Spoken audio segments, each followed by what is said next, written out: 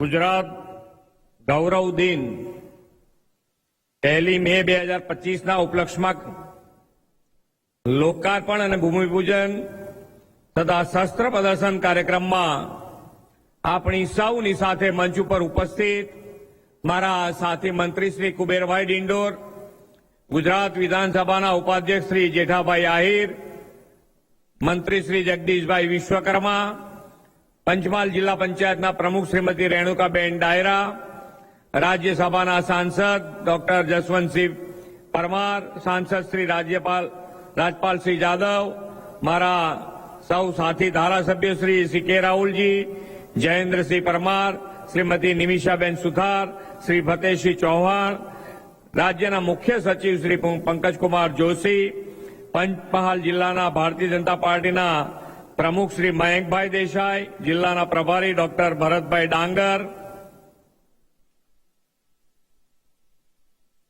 પંચમહાલ જિલ્લાના પ્રભારી સચિવ શ્રી રાજેશ માંજુ, માર્ગ મકાન વિભાગના સચિવ શ્રી પીઆર પટેલિયા, પંચમહાલ જિલ્લાના કલેક્ટર શ્રી, ડીડીઓ શ્રી, પંચમહાલ જિલ્લાના ભાજપના મહામંત્રી શ્રી કુલદીપસિંહ સોલંકી, ધવલભાઈ દેસાઈ, આમંત્રિત સર્વ મહાનુભાવો, પ્રેસ મીડિયાના મિત્રો, સૌને મારા નમસ્કાર। 65માં ગુજરાત ગૌરવ દિવસની સૌને ખૂબ ખૂબ શુભેચ્છાઓ।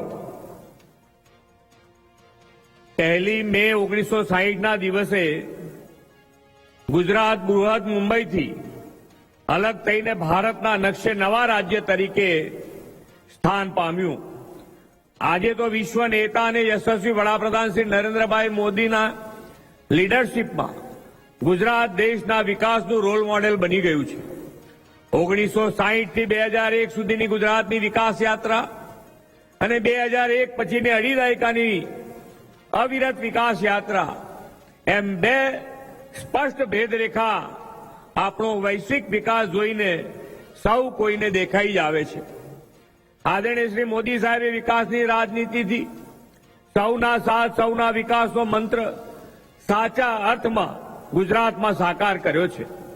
ગરીબ, વંચિત, છેવાડાના માનવીને વિકાસ આયોજનમાં કેન્દ્ર સ્થાને રાખીને મોદી સાહેબે યોજનાઓ બનાવી તેનું 100% અમલીકરણ કરાવ્યું છે। આપણે વિશ્વભરમાં ગરવા ગુજરાતી તરીકે ઉન્નત મસ્તકે ઉભા રહી શકીએ છીએ તેવો વિકાસ મોદી સાહેબના નેતૃત્વમાં પાછલા અઢી દાયકામાં થયો છે। આદરણીય મોદી સાહેબે જનજનને વિકાસમાં જોડી જનભાગીદારીથી વિકાસ કેવો હોય, કેટલા સ્કેલનો હોય તેનું દ્રષ્ટાંત દેશ અને દુનિયાને પૂરું પાડ્યું છે। આપણે આપણા રાષ્ટ્રીય પર્વ અને ગુજરાત સ્થાપના દિવસે જેવા ઉત્સવોને પણ જનભાગીદારીથી વિકાસ પર્વ બનાવ્યા છે। વડાપ્રધાનશ્રીએ ઊભી કરેલી એ જ પરંપરાને હું અને મારી ટીમ પણ આગળ ધપાવી રહ્યા છીએ। આજે એ પરંપરામાં વધુ એક સોપાન પંચમહાલ જિલ્લાના આંગણે 65માં ગુજરાત ગૌરવ દિવસની ઉજવણીથી સર થયું છે। પાવાગઢના મહાકાલી માતાના આશીર્વાદથી આજે એક જ દિવસમાં આ જિલ્લાને 644 કરોડ રૂપિયાના 85 જેટલા વિકાસ કામોની ભેટ આપવાનું મને સૌભાગ્ય મળ્યું છે। પહેલા આખા વર્ષમાં જિલ્લાના વિકાસ કામોના કુલ બજેટ જેટલી રકમના વિકાસ કામો તો હવે એક જ દિવસમાં લોકોને આપણે આપીએ છીએ। આદરણીય મોદી સાહેબે શિક્ષણ, આરોગ્ય, વીજળી, પાણી, ખેતી, ગ્રામ વિકાસ અને રોડ રસ્તાના વિકાસનો ખૂબ જ મજબૂત પાયો નાખ્યો છે। આપણે એમના દિશા દર્શનમાં આ બધી જ માળખાકીય સુવિધાઓ સાથે વર્લ્ડ ક્લાસ ડેવલપમેન્ટની રાહ અપનાવ્યો છે। આજે હાલોલમાં રૂબાબીન કંપનીના લિથિયમ આયન બેટરીના રીસાયકલ પ્લાન્ટનું ઉદ્ઘાટન થવા જઈ રહ્યું છે। વડાપ્રધાન શ્રી નરેન્દ્રભાઈ મોદીએ પર્યાવરણ અનુકૂળ અને ઝીરો વેસ્ટ મેનેજમેન્ટનો જે વિચાર આપ્યો છે તે અહીં સાકાર થવાનો છે। શ્રી મોદી સાહેબના દિશા દર્શનમાં make in India, make for the વર્લ્ડની ઇકોસિસ્ટમ ગુજરાતમાં વિકસી છે। એ દિશામાં હજુ ગઈકાલે જ જર્મનીની કંપની ટુઝલર દ્વારા સાણંદમાં ટેક્સટાઇલ ઉદ્યોગ મશીનરીનો પ્લાન્ટ કાર્યરત થયો છે। આ પ્લાન્ટની વિશેષતા એ છે કે આખા વર્લ્ડમાં આ કંપની દરેકે દરેક દેશમાં છે, એ યુએસએમાં હોય, ચાઇનામાં હોય કે બીજા દેશમાં હોય, પણ સૌથી મોટો અને લેટેસ્ટમાં લેટેસ્ટ પ્લાન્ટ ભારત અને ભારતમાં પણ ગુજરાત રાજ્યમાં કાલે અહીંયા આગળ શરૂ થયો છે. એ આપણા માટે ગૌરવની વાત છે. ગુજરાતના પૂર્વ ભાગમાં વસેલા આ જિલ્લાના શહીદ અંબાજીથી ઉમરગામ સુધીના આખા આદિવાસી બેલ્ટમાં વનબંધુ કલ્યાણ યોજનાથી મોદી સાહેબે આરોગ્ય સુખાકારી પણ નવા દ્વાર ખોલી આપ્યા છે. મોદી સાહેબે આ આદિવાસી દીકરા દીકરીઓના ઉચ્ચ અભ્યાસ સાથે આદિજાતિ પ્રદેશના આરોગ્યની સેવાઓ પણ ખાસ પ્રાથમિકતા આપી છે. જિલ્લા મથકે તો સિવિલ હોસ્પિટલ હોય, પણ દૂર દરાજના ગામોના લોકોને ઇમરજન્સીમાં જિલ્લા મથક જવું ન પડે અને નજીકમાં શ્રેષ્ઠ આરોગ્ય સેવા મળે તેવો અભિગમ વડાપ્રધાનશ્રીની પ્રેરણાથી આ સરકારે અપનાવ્યો છે. સામૂહિક આરોગ્ય કેન્દ્રને અપગ્રેડ કરીને 10 જેટલા વિવિધ રોગ નિષ્ણાત ડોક્ટરોની સેવા મળે તેવી સબ ડિસ્ટ્રિક્ટ હોસ્પિટલ બનાવી રહ્યા છે.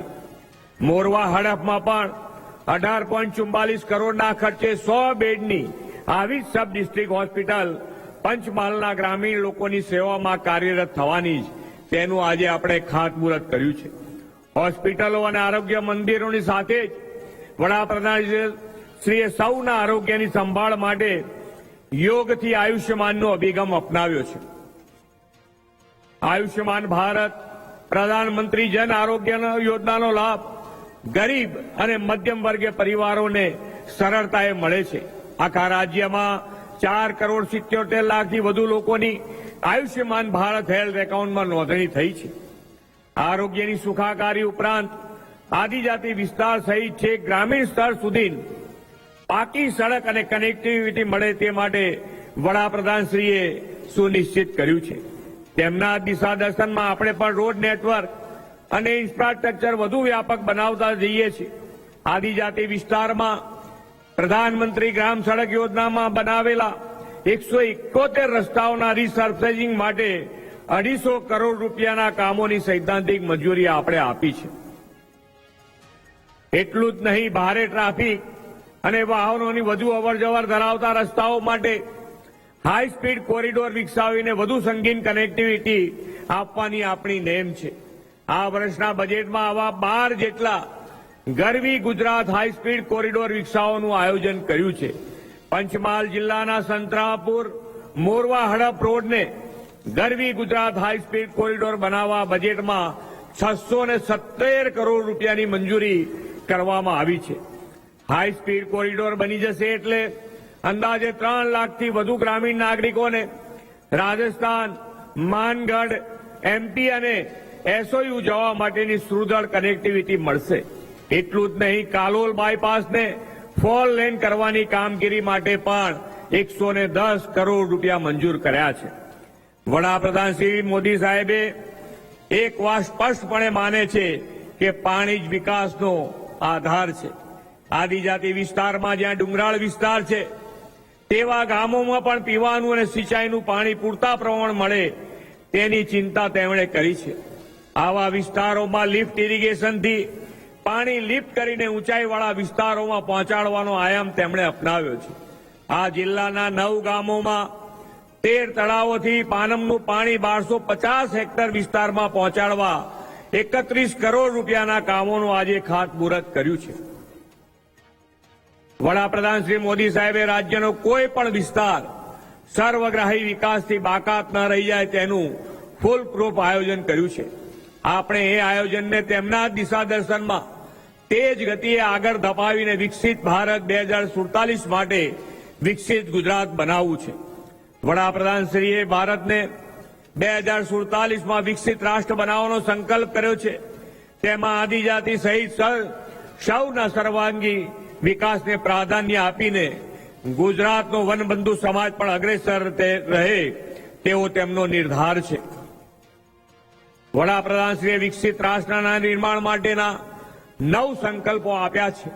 એ 9 સંકલ્પો આપ જાણતા હશો, પણ 2-3 સંકલ્પો કહું તો કે ભાઈ જેટલું વરસાદનું આપણે જે પાણી વાપરી રહ્યા છે ભવિષ્ય માટેનો પણ આપણે એનો ચિંતા કરવી જોઈએ કે આપણે જે પાણી વાપરી રહ્યા છીએ ભવિષ્યમાં પણ આપણી આગળની પેઢીને મળતું રહે એના માટે વરસાદનું ટીપે ટીપું પાણી કેવી રીતે બચાવી શકાય એ અંતર્ગત કેચ ધ રેઇન અંતર્ગત પાણી બચાવવાનો સંકલ્પ પણ આપણે કરવો જોઈએ.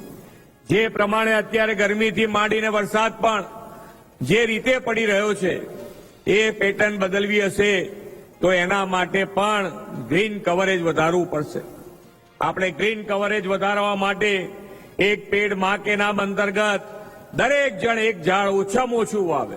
વધુ જેટલા વાવવા હોય એટલા વાવે, પણ એક ઝાડ તો જ્યાં જગ્યા આપણને મળતી હોય ત્યાં એક ઝાડ અવશ્ય વાવવું જોઈએ. અને આપણા સ્વભાવમાં આપણને સ્વચ્છતા ગમી છે તો આપણે આ સ્વચ્છતા આપણા સંસ્કારમાં પણ લાવીએ અને આપણે સ્વચ્છતા માટે આગ્રહ અને દુરાગ્રહી બનીએ એ આપણા રોજિંદા જીવનમાં થવું જોઈએ. પંચમહાલની ધરતી પર ઉજવાઈ રહેલો આ ગુજરાત ગૌરવ દિવસ આ બધા સંકલ્પો પાર પાડવામાં સૌ માટે પ્રેરણારૂપ બનશે એ અપેક્ષા સાથે વિરમું છું. ભારત માતા કી જય. વંદે માતરમ. જય જય ગરવી ગુજરાત. જોરદાર તાળીથી વધાવીએ, આભાર વ્યક્ત કરીએ માનનીય મુખ્યમંત્રી સાહેબશ્રીનો. આપના પ્રાસંગિક ઉદબોધન અને માર્ગદર્શન માટે ખૂબ ખૂબ આભાર. આજના આ કાર્યક્રમ પ્રસંગે જ્યારે ગુજરાત રાજ્યનો 65મો સ્થાપના દિવસ ઉજવાઈ રહ્યો હોય ત્યારે આજના આ લોકાર્પણ પ્રસંગે આભાર વિધિ પ્રસ્તુત કરવા માટે હું વિનંતી કરું છું માનનીય જિલ્લા વિકાસ અધિકારી શ્રી પંચવાલ શ્રીમાન